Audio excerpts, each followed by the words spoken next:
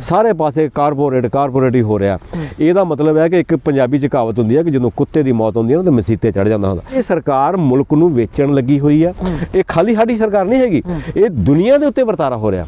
Corporate ਘਰਾਣੇ ਸਰਕਾਰਾਂ ਨਾਲ ਰਲ ਕੇ ਸਾਰੀ ਦੁਨੀਆ ਦੇ ਆਵਾਮ ਨੂੰ ਲੁੱਟ ਰਹੇ ਨੇ।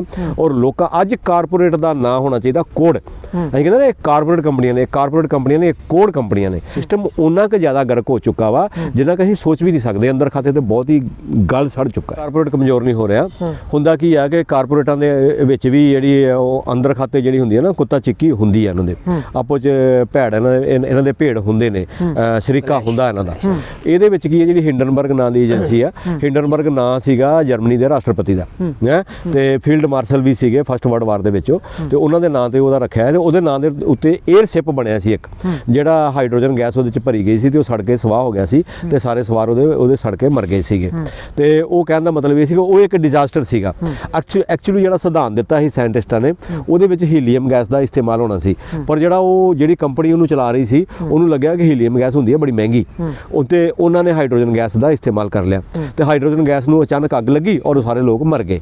ਤੇ ਉਹ ਕਹਿਣ ਦਾ ਮਤਲਬ ਇਹ ਹੋਇਆ ਕਿ ਉਹਦਾ ਮਤਲਬ ਇਹ ਹੁੰਦਾ ਹਿੰਡਨਬਰਗ ਏਜੰਸੀ ਜਿਹੜੀ ਬਣਾਈ ਗਈ ਆ ਉਹ ਇਸ ਕਰਕੇ ਬਣਾਈ ਗਈ ਆ ਕਿ ਕੋਈ ਹਾਦਸੇ ਇਹੋ ਜਿਹੇ ਹੁੰਦੇ ਨੇ ਜਿਹੜੇ ਟਾਲੇ ਜਾ ਸਕਦੇ ਸੀ ਅਗਰ ਵਕਤ ਤੇ ਧਿਆਨ ਦਿੱਤਾ ਜਾਂਦਾ। ਤੇ ਇਹਨਾਂ ਨੇ ਜਿਹੜੇ ਵੱਡੇ ਸਕੈਂਡਲ ਪਕੜੇ ਨੇ, ਜਿਵੇਂ ਜੀਨੀਅਸ ਬ੍ਰਾਂਡਸ ਦਾ ਸਕੈਂਡਲ ਇਹਨਾਂ ਨੇ ਪਕੜਿਆ ਸੀ ਤੇ ਇੱਕ ਹੋਰ ਸਕੈਂਡਲ ਇਹਨਾਂ ਨੇ ਪਕੜਿਆ ਨਾਈਕੋਲਾ ਕੰਪਨੀ ਦਾ। ਨਾਈਕੋਲਾ ਕੰਪਨੀ ਇਲੈਕਟ੍ਰਿਕ ਵਹੀਕਲ ਬਣਾਉਂਦੀ ਹੈ ਤੇ ਜੀਨੀਅਸ ਬ੍ਰਾਂਡਸ ਵਾਲੇ ਜਿਹੜੇ ਹੈਗੇ ਨੇ ਉਹ ਟੀਵੀ ਪ੍ਰੋਡਕਸ਼ਨ ਕੰਪਨੀ ਹੈ। ਤੇ ਇਹਨਾਂ ਨੇ ਇਹ ਕਿਹਾ ਸੀ ਕਿ ਉਸ ਕੰਪਨੀ ਦਾ ਸ਼ੇਅਰ ਜਿਹੜਾ ਹੈਗਾ ਜਿਹੜਾ 6 ਔਰ 7 ਡਾਲਰ ਦੇ ਵਿਚਕਾਰ ਟ੍ਰੇਡ ਕਰ ਰਿਹਾ ਸੀ ਵੀ ਇਹ $1.5 ਦਾ ਹੋਣਾ ਚਾਹੀਦਾ, ਇਹ ਓਵਰ ਪ੍ਰਾਈਸਡ ਹੋ ਗਿਆ। ਤੇ ਮੁੜ ਕੇ ਕੀ ਹੋਇਆ ਸੀਗਾ ਕਿ ਉਹ $1.5 ਤੇ ਹੀ ਆ ਕੇ ਸ਼ੇਅਰ ਵਿਕਿਆ ਸੀ। ਇਹ ਹਿੰਡਨਬਰਗ ਏਜੰਸੀ ਨੇ ਦੱਸਿਆ ਸੀ। ਇਦਾਂ ਹੀ ਇਹਨਾਂ ਨੇ ਉਹਦੇ ਬਾਰੇ ਦੱਸਿਆ ਸੀ ਨਿਕੋਲਾ ਦਾ ਕਿ ਇਹਦਾ ਵੀ ਜਿਹੜਾ ਸ਼ੇਅਰ ਹੈ ਬਹੁਤ ਮਹਿੰਗਾ ਵਿਕ ਰਿਹਾ, ਇੰਨਾ ਮਹਿੰਗਾ ਨਹੀਂ ਵਿਕਣਾ ਚਾਹੀਦਾ, ਬਹੁਤ ਸਸਤਾ ਵਿਕਣਾ ਚਾਹੀਦਾ। ਔਰ ਹੈਰਾਨੀਜਨਕ ਤਰੀਕੇ ਨਾਲ ਜਿਹੜੀ ਪ੍ਰਾਈਸ ਉਹਨਾਂ ਨੇ ਦੱਸੀ ਸੀ ਮੁੜ ਕੇ ਸ਼ੇਅਰ ਉਸੇ ਹੀ ਪ੍ਰਾਈਸ ਤੇ ਵਿਕਿਆ ਸੀ। ਇਵੇਂ ਅਦਾਨੀ ਬਾਰੇ ਇਹਨਾਂ ਨੇ ਕਿਹਾ ਵਾ ਕਿ ਜਿਹੜੀ ਅਦਾਨੀ ਦੀ ਦੌਲਤ ਹੈ ਇਹਦੇ ਵਿੱਚ $100 ਬਿਲੀਅਨ ਧੋਖੇ ਨਾਲ ਕਮਾਏ ਗਏ ਨੇ, ਲੋਕਾਂ ਨੂੰ ਗੁੰਮਰਾਹ ਕਰਕੇ ਕਮਾਏ ਗਏ ਨੇ।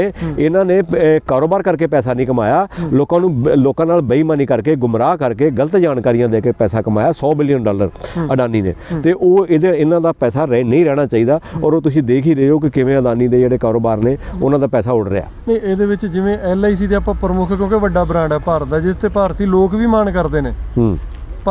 LIC ਨੂੰ ਇੱਕ ਦੁੱਧ ਦੇਣ ਵਾਲੀ ਮੱਝ ਕਿਹਾ ਜਾਂਦਾ। BSNL ਨੂੰ ਵੀ ਅਜਿਹੀ ਕਿਹਾ ਜਾਂਦਾ ਸੀ ਕਿਉਂਕਿ ਇੱਥੋਂ ਬਹੁਤ ਵੱਡੀ ਜਿਹੜੀ ਇਨਵੈਸਟਮੈਂਟ ਇੱਥੋਂ ਹੋ ਜਾਂਦੀ ਸੀ ਤੇ ਲੋਕ ਸੁਰੱਖਿਅਤ ਮਹਿਸੂਸ ਕਰਦੇ ਹਨ।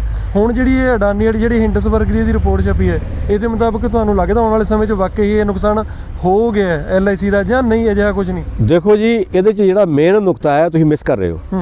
ਇਹਦੇ 'ਚ LIC ਇੱਕ ਸਰਕਾਰੀ ਕੰਪਨੀ ਹੈ ਤੇ ਸਟੇਟ ਬੈਂਕ ਆਫ ਇੰਡੀਆ ਵੀ ਇਨਵੋਲਵ ਆ, ਉਹ ਵੀ ਇੱਕ ਸਰਕਾਰੀ ਕੰਪਨੀ ਆ। ਇਹਦਾ ਮਤਲਬ ਹੈ ਸਰਕਾਰ ਇਨਵੋਲਵ ਆ। ਤੇ ਸਰਕਾਰ ਜਿਹੜੀ ਚੀਜ਼ ਹੁੰਦੀ ਆ, ਸਰਕਾਰਾਂ ਤੇ ਵਿਕੀਆਂ ਹੋਈਆਂ ਏਜੰਸੀਆਂ ਹੁੰਦੀਆਂ ਨੇ। ਸਰਕਾਰਾਂ ਸਾਡੇ ਪੈਸੇ ਤੇ ਪਲਦੀਆਂ ਨੇ, ਸਾਡੇ ਟੈਕਸਾਂ ਦੇ ਪੈਸੇ ਤੇ ਪਲਦੀਆਂ ਨੇ, ਸਾਨੂੰ ਹੀ ਲੁੱਟਦੀਆਂ ਨੇ ਔਰ ਸਾਡਾ ਹੀ ਬੇੜਾ ਗਰਕ ਕਰਦੀਆਂ ਨੇ। ਜਿਵੇਂ ਕਿ ਸਰਕਾਰਾਂ ਨੇ ਅੱਜ ਕੱਲ੍ਹ, ਮੈਂ ਤਾਂ ਕਹਿੰਦਾ ਹੁੰਦਾ ਸਰਕਾਰਾਂ ਨਹੀਂ ਇਹ ਝੂਠ ਬੋਲਣ ਵਾਲੀ ਮਸ਼ੀਨ, ਸਾਡੇ ਜਜ਼ਬਾਤ ਨਾਲ ਵੀ ਖੇਡਦੀਆਂ ਨੇ, ਸਾਰੇ ਝੂਠ ਵੀ ਬੋਲਦੀਆਂ ਨੇ। ਦੂਜੇ ਪਾਸੇ ਜਿਹੜਾ ਪੈਸਾ LIC ਦਾ ਸਰਕਾਰੀ ਪੈਸਾ ਹੋ ਗਿਆ ਨਾ, ਮਤਲਬ ਇੱਕ ਤਰ੍ਹਾਂ ਸਰਕਾਰੀ ਕੰਪਨੀ ਹੋ ਗਈ ਨਾ, ਤੇ ਉਹਨਾਂ ਨੂੰ ਲੁੱਟਣ ਵਾਸਤੇ ਕਾਰਪੋਰੇਟ ਘਰਾਣਿਆਂ ਨਾਲ ਇਹ ਹੈਂਡ ਜਿਨ ਗਲੋਵਜ਼ ਹੁੰਦੇ ਨੇ। ਇਹਨਾਂ ਨੇ ਪੈਸਾ ਲੁਟਵਾਇਆ, ਉਹ ਲੁੱਟਿਆ ਨਹੀਂ, ਅਦਾਨੀ ਨੇ ਨਹੀਂ ਲੁੱਟਿਆ, ਸਰਕਾਰ ਨੇ ਮਿਲ ਕੇ ਲੁਟਵਾਇਆ। ਸਟੇਟ ਬੈਂਕ ਆਫ ਇੰਡੀਆ ਦਾ ਪੈਸਾ ਵੀ ਲੁਟਵਾਇਆ। ਹੁਣ ਹੋਰ ਆ ਜਾਏਗਾ, ਕੱਲ ਨੂੰ ਆ ਜਾਏਗਾ ਪੰਜਾਬ ਨੈਸ਼ਨਲ ਬੈਂਕ ਦਾ ਪੈਸਾ ਲੁੱਟ ਲਿਆ, ਕੱਲ ਨੂੰ ਸੈਂਟਰਲ ਬੈਂਕ ਦਾ ਲੁੱਟ ਲਿਆ। ਇਹਨਾਂ ਨੇ ਪਤਾ ਨਹੀਂ ਕਿਹੜੇ ਬੈਂਕਾਂ ਦੇ ਪੈਸੇ ਲੁੱਟੇ ਹੋਏ ਨੇ ਜਿਹੜੇ ਬਾਹਰ ਨਹੀਂ ਆ ਰਹੇ ਔਰ ਆਉਣਗੇ। ਅਦਾਨੀ ਦੇ ਉੱਤੇ ਕਰੀਬ 4 ਲੱਖ ਕਰੋੜ ਦਾ ਕਰਜ਼ਾ ਹੈ, ਉਹ ਸਰਕਾਰੀ ਬੈਂਕਾਂ ਦਾ ਹੀ ਹੈ ਨਾ। ਤੇ ਸਰਕਾਰ ਤਾਂ ਇੰਨੀ ਗਿਰੀ ਹੋਈ ਆ, ਸਾਡੀ ਇੰਨੀ ਨੀਚ ਬਣ ਗਈ ਹੋਈ ਆ ਕਿ ਮੋਨੇਟਾਈਜੇਸ਼ਨ ਦੇ ਨਾਂ ਤੇ ਜਿਹੜੇ ਬੈਂਕ ਨੇ ਅਦਾਨੀ ਕੋਲੋਂ ਪੈਸੇ ਲੈਣੇ ਨੇ, ਅੰਬਾਨੀ ਕੋਲੋਂ ਪੈਸੇ ਲੈਣੇ ਨੇ, ਸਰਕਾਰ ਤਾਂ ਉਹ ਬੈਂਕ ਵੀ ਇਹਨਾਂ ਦੇ ਹਵਾਲੇ ਕਰਨ ਜਾ ਰਹੀ ਹੈ। ਜਦੋਂ ਉਹ ਬੈਂਕ ਹੀ ਇਹਨਾਂ ਦੇ ਹਵਾਲੇ ਆ ਜਾਣਗੇ ਤੇ ਉਹ ਸਾਰੇ ਪੈਸੇ ਵੀ ਖਤਮ ਹੋ ਜਾਣੇ ਨੇ, ਕਰਜ਼ੇ ਵੀ ਮਾਫ ਹੋ ਜਾਣੇ। ਕਹਿਣ ਦਾ ਮਤਲਬ ਇਹ ਹੈ ਕਿ ਸਰਕਾਰ ਮੁਲਕ ਨੂੰ ਵੇਚਣ ਲੱਗੀ ਹੋਈ ਆ। ਇਹ ਖਾਲੀ ਸਾਡੀ ਸਰਕਾਰ ਨਹੀਂ ਹੈਗੀ, ਇਹ ਦੁਨੀਆ ਦੇ ਉੱਤੇ ਵਰਤਾਰਾ ਹੋ ਰਿਹਾ। ਕਾਰਪੋਰੇਟ ਘਰਾਣੇ ਸਰਕਾਰਾਂ ਨਾਲ ਰਲ ਕੇ ਸਾਰੀ ਦੁਨੀਆ ਦੇ ਆਵਾਮ ਨੂੰ ਲੁੱਟ ਰਹੇ ਨੇ। ਔਰ ਲੋਕਾਂ ਅੱਜ ਕਾਰਪੋਰੇਟ ਦਾ ਨਾਂ ਹੋਣਾ ਚਾਹੀਦਾ ਕੋਡ। ਅਸੀਂ ਕਹਿੰਦੇ ਨੇ ਕਾਰਪੋਰੇਟ ਕੰਪਨੀਆਂ ਨੇ ਕੋਡ ਕੰਪਨੀਆਂ ਨੇ, ਇਹ ਇਨਸਾਨੀਅਤ ਦਾ ਕੋਡ ਨੇ। ਇਹਨਾਂ ਦਾ ਬੇੜਾ ਗਰਕ ਹੋਣਾ ਚਾਹੀਦਾ, ਇਹਨਾਂ ਨੂੰ ਇੱਥੋਂ ਜਾਣਾ ਚਾਹੀਦਾ। ਇਸ ਕਰਕੇ ਇਹ ਕਾਰਪੋਰੇਟ ਘਰਾਣਿਆਂ ਨੇ ਜਿਹੜੀ ਲੁੱਟ ਮਚਾਈ ਹੋਈ ਹੈ, ਜਿਹੜੀ ਹਿੰਡਨਬਰਗ ਨੇ ਦੱਸ ਦਿੱਤੀ ਹੈ ਕਿ $100 $100 ਬਿਲੀਅਨ ਛੋਟੀ ਰਕਮ ਨਹੀਂ ਹੁੰਦੀ। ਔਰ ਪਤਾ ਨਹੀਂ ਉਹ ਕਿਹੜੀਆਂ ਕੰਪਨੀਆਂ ਹੋਰ ਨੇ ਜਿਨ੍ਹਾਂ ਦੇ ਉੱਤੇ ਅਜੇ ਉਹਨਾਂ ਦੀ ਨਜ਼ਰ ਨਹੀਂ ਪਈ, ਕਿਉਂਕਿ ਉਹਨਾਂ ਦਾ ਨਾਂ ਹੈਗਾ ਵਾ activist short seller. Activist short seller ਇਹੋ ਹੀ ਕੰਮ ਕਰਦੇ ਨੇ ਜਿਹੜੇ ਉਹ ਕਰ ਰਹੇ ਨੇ, ਔਰ ਉਹ ਕੋਈ ਭਲਾਈ ਨਹੀਂ ਕਰ ਰਹੇ, ਉਹਨਾਂ ਦਾ ਵੀ ਇੱਕ ਕਾਰੋਬਾਰ ਹੈ। ਹਿੰਡਨਬਰਗ ਕਾਰਪੋਰੇਸ਼ਨ ਦਾ ਵੀ ਇਹ ਕਾਰੋਬਾਰ ਹੈ, ਔਰ ਉਹ ਕਾਰੋਬਾਰ ਜਿਹੜਾ ਵਾ ਉਹਦੇ ਨਾਲ ਐਕਸਪੋਜ਼ਰ ਹੋ ਰਹੇ ਨੇ। ਤੇ ਇਹਦਾ ਮਤਲਬ ਇਹ ਹੈਗਾ ਕਿ ਸਿਸਟਮ ਉਹਨਾਂ ਕੁ ਜ਼ਿਆਦਾ ਗਰਕ ਹੋ ਚੁੱਕਾ ਵਾ ਜਿੰਨਾ ਕਿ ਅਸੀਂ ਸੋਚ ਵੀ ਨਹੀਂ ਸਕਦੇ। ਅੰਦਰ ਖਾਤੇ ਤੇ ਬਹੁਤ ਹੀ ਗਲ ਸੜ ਚੁੱਕਾ ਹੈ ਜੀ। ਤੇ ਪਿਛਲੇ ਦਿਨੀ ਤੁਹਾਨੂੰ ਵੀ ਅਸੀਂ ਇੱਕ ਪੋਸਟ ਭੇਜੀ ਸੀ ਬਿਲ ਗੇਟਸ ਹੋਣਾ ਦੀ, ਜਿਸ ਦੇ ਵਿੱਚ ਉਹਨਾਂ ਨੇ ਆਉਣ ਵਾਲੇ ਭਵਿੱਖੀ ਜਿਹੜੀ ਯੋਜਨਾ ਹੈ ਬਿਜਲੀ ਸੈਕਟਰ ਨੂੰ ਲੈ ਕੇ ਉਹਦੇ ਬਾਰੇ 'ਚ ਉਹਨਾਂ ਨੇ ਦੱਸਿਆ 2050 ਤੱਕ ਸਾਨੂੰ ਅੱਜ ਤੋਂ ਲੈ ਕੇ ਡਬਲ ਮਤਲਬ ਕਿ ਦੁੱਗਣੀ ਇਸ ਦੀ ਜਿਹੜੀ ਹੈ ਲੋੜ ਵੱਧ ਜਾਣੀ ਹੈ ਬਿਜਲੀ ਦੀ। ਤੇ ਉਹਦੇ ਵਿੱਚ ਉਹਨਾਂ ਨੇ ਇੱਕ ਇਸ਼ਾਰਾ ਵੀ ਦਿੱਤਾ ਕਿ ਵਾਤਾਵਰਨ ਵੀ ਸਾਫ਼ ਹੋਣਾ ਚਾਹੀਦਾ। ਉਹਦੇ ਵਿੱਚ ਇਹ ਗੱਲ ਆ ਜੀ, ਮੈਂ ਤੇ ਉਹ ਗੱਲ ਕਹਾਂਗਾ ਕਿ ਕਿਸੇ ਵਿਦਵਾਨ ਨੇ ਕਿਹਾ ਸੀਗਾ ਕਿ ਜਿਹੜੀਆਂ ਇਹ ਕਾਰਪੋਰੇਟ ਘਰਾਣੇ ਨੇ, ਜਿਹੜਾ ਇਹ ਪੂੰਜੀਵਾਦੀ ਸਿਸਟਮ ਹੈ, ਇਹ ਆਪਣੀ ਕਬਰ ਖੁਦ ਹੀ ਪੁੱਟਦਾ। ਹੁਣ ਇਹ ਨਾ ਕਾਰਪੋਰੇਟ ਸੈਕਟਰ ਵੀ ਆਪਣੀ ਕਬਰ ਖੁਦ ਹੀ ਪੁੱਟ ਰਿਹਾ, ਕਿਉਂਕਿ ਤੁਸੀਂ ਦੇਖਿਆ ਹੋਣਾ ਕਿ ਅੱਜ ਦੀ ਤਰੀਕ ਦੇ ਵਿੱਚ ਜਿਹੜੀਆਂ ਵੱਡੀਆਂ ਕੰਪਨੀਆਂ ਨੇ ਉਹ ਮਤਲਬ ਹੁਣ ਲੋਕਾਂ ਨੂੰ ਮਤਲਬ ਕਰਿਆਨਾ ਵੀ ਵੇਚ ਰਹੀਆਂ ਨੇ, ਲੋਕਾਂ ਨੂੰ ਸਬਜ਼ੀਆਂ ਵੀ ਵੇਚ ਰਹੀਆਂ ਨੇ, ਔਰ ਲੋਕਾਂ ਦੀਆਂ ਮਤਲਬ ਹਜਾਮਤਾਂ ਵੀ ਕਰ ਰਹੀਆਂ ਨੇ, ਮਤਲਬ ਹਰ ਤਰੀਕੇ ਨਾਲ। ਔਰ ਮੈਡੀਕਲ ਦੇ ਵਿੱਚ ਉਹ ਤੁਹਾਡੀਆਂ ਲੈਬਾਰਟਰੀਆਂ ਵੀ ਚਲਾ ਰਹੀਆਂ ਨੇ, ਟੈਸਟ ਵੀ ਕਰ ਰਹੀਆਂ ਨੇ, ਹਸਪੀਟਲ ਵੀ ਖੋਲ੍ਹ ਰਹੀਆਂ ਨੇ, ਸਾਰੇ ਪਾਸੇ ਕਾਰਪੋਰੇਟ ਹੀ ਹੋ ਰਿਹਾ।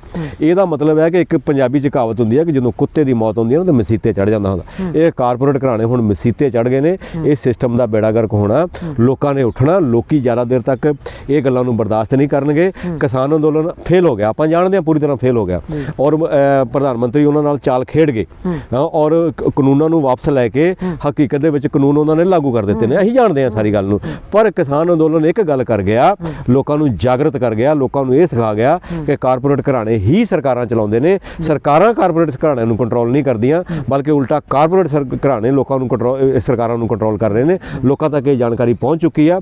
ਇੱਥੇ ਇਨਕਲਾਬ ਦੀ ਜ਼ਮੀਨ ਤਿਆਰ ਹੋ ਗਈ ਆ। ਹੁਣ ਮਤਲਬ ਜਿੱਦਾਂ ਕਹਿੰਦੇ ਨਾ ਵੱਤ ਆ ਗਈ ਜ਼ਮੀਨ ਤੇ ਵਾਹ ਕੇ ਸੁਹਾਗਾ ਮਾਰ ਕੇ ਤਿਆਰ ਕਰ ਦਿੱਤੀ ਗਈ ਆ।